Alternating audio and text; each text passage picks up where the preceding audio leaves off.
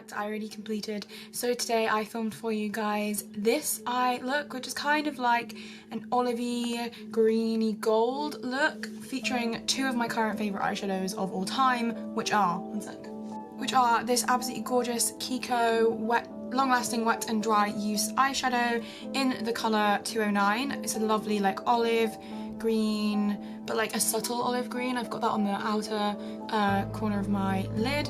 And also featuring my current favourite Makeup Geek eyeshadow, which is Karma. It's one of their duochrome shadows that is like a greenish gold kind of colour. And I also filmed this look with all affordable products, so nothing high-end whatsoever. Not all of it I can say is high street or drugstore, because obviously Kiko is a little bit harder to get a hold of, and Makeup Geek as well, you have to order online. But everything in this video I would classify as affordable, including the brushes, every single tool that I use, all the products, they're all either high street or incredibly affordable. Makeup Geek eyeshadows are only £6 and Kiko eyeshadows are only like it's £5, £6, £7. So everything was very affordable in this look, because I haven't done a 100% affordable drugstore tutorial yet, and that's what I wanted to do for you guys today. So if you want to know how to recreate this look, then just keep watching, and I hope you guys enjoy it. First things first, I took this Collection Primed and Ready Illuminating Primer in Warm Apricot, and I use this all over my face. I absolutely love it. It's an illuminating primer, kind of similar to MAC Strobe Cream, but it's a hydrating primer too, which is great for dry skin. Then I took this Maybelline Colour Tattoo. I think it's in the colour Creamy Beige, but it's basically the neutral pale brown. And I'm using this as an eye primer because I don't actually have a drugstore eye primer, but this is basically the same thing. Then I took the Makeup Revolution Iconic Matte 2 palette, I think. Took these two beigey, pinky kind of shades and set the colour tattoo and neutralised my eyes a little bit more. Then I took the lightest white shade and I used that to highlight my brow bone with the same brush. And then I took these two kind of mid-toned, neutral-ish browns on this Look Good, Feel Better angled blending brush, and I put those in my crease, like in a really big radius, just to give my eyes some definition and use as transition shades, which will help me with blending later on. Then I took the Kiko Wet and Dry Use eyeshadow in 209. Oh my god, it's so beautiful. And I put this all over my eyelids, but not going right into the inner corner, and I just used my finger and then blended it out with a clean, fluffy brush, nice and simple.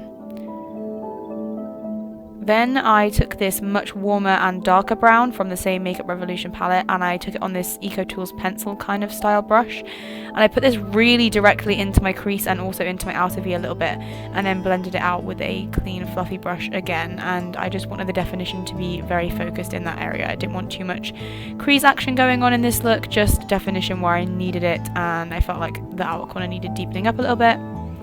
Then I took Karma by Makeup Geek, which, oh my god, I am obsessed with this colour. I took it on this little tiny brush by Eco Tools again and popped it into my inner corners and kind of blended it into the greeny shade. This has like a gold and green duochrome, so it works perfectly with the olivey green shade.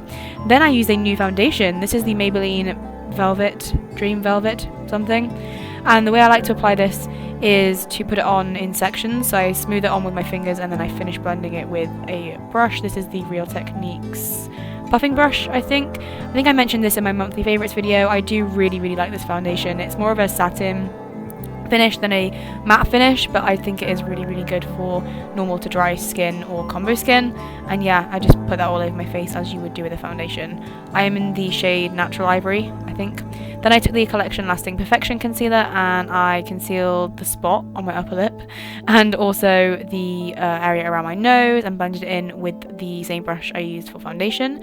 And then I put it on underneath my eyes. This isn't lighter than my skin tone, so I'm not really highlighting with it or anything, just using it to conceal those under eye circles. And then obviously I blended that in with my finger, which is my favourite way to apply concealer at the moment.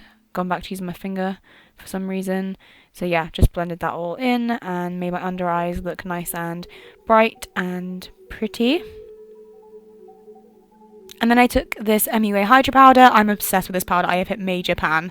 I'm setting my under eyes with this, and I used the Real Techniques. Oh my god. I used the Real Techniques Expert Face Brush. Then I reapplied the inner corner highlight with the same brush just to make it a bit brighter. And then I used this Kiko eyeshadow again, and I can't remember the number of it for the life of me. I'll have it down in the description though. It's basically a matte version of the same kind of olivey green shade, and I used an angle blending brush and just really smoked that on my lower lash line. And then I also took the brown shade, the warm brown, from my crease and put that onto the outer edge of my lower lash line too. And then I decided to show you guys my eyebrows. I'm using the MUA Power Brow, and I just kind of like underlined and then overlined my eyebrow just to give it some structure, and then filled in any sparse areas which I don't have much of, and then blended it through with a spoolie like always, and then set it with the Brow Drama by Maybelline in dark brown, which I haven't been using as much because I've fallen in love with the L'Oreal brow plumper. And then I used NYX Jumbo Eye Pencil in Yoghurt on my waterline. I didn't want to use a dark colour just because I don't think this look is a super intense smoky look or anything, so I wanted something bright.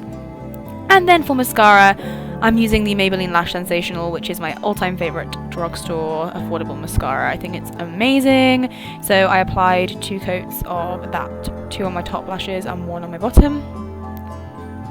Then I decided to cream highlight at first, so I used the I used the Collection Speedy Highlight, and I took it on a small stipple brush and kind of patted it onto my skin so that I didn't disturb the foundation, and that's how I've been applying my cream highlights lately. And I use this on my cheeks and then a little bit above the arch of my eyebrow, but I'm not going to cream highlight the centre of my face because I find that the product kind of breaks up there. Then I took this sleek blush in Rose Gold. I'm obsessed with this. It's so beautiful. Sorry, I'm sick. Can you hear my voice?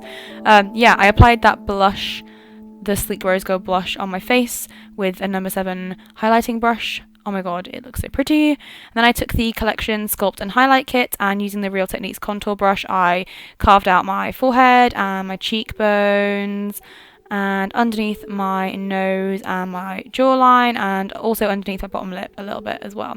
Just the usual. If you'd like me to do a full contour and highlight routine, then please let me know, guys, because that is something that I can do for you.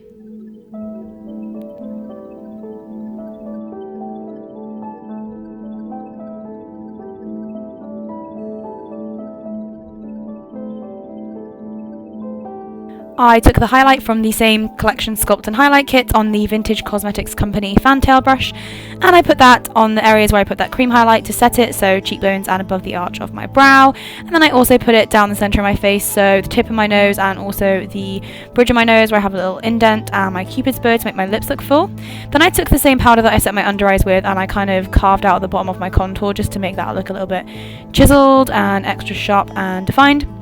And then for lips, I took the Kiko lip liner in 700. I can't remember the full name of the pencil, but all the products will be in the description as well.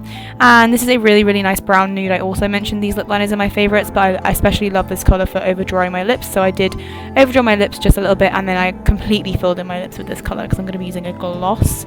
So I wanted a nice base. So the gloss that I'm using is Just Peachy by the Tanya Burr Cosmetics. I love this gloss. I do love the Tanya Burr glosses. They are really, really nice. And I just wanted to tone down the brownness of this lip because although the eye look goes with most nudes, I just felt like a peachy nude was best for that day. And that's the look complete. This is the whole look, and I hope you guys enjoyed it.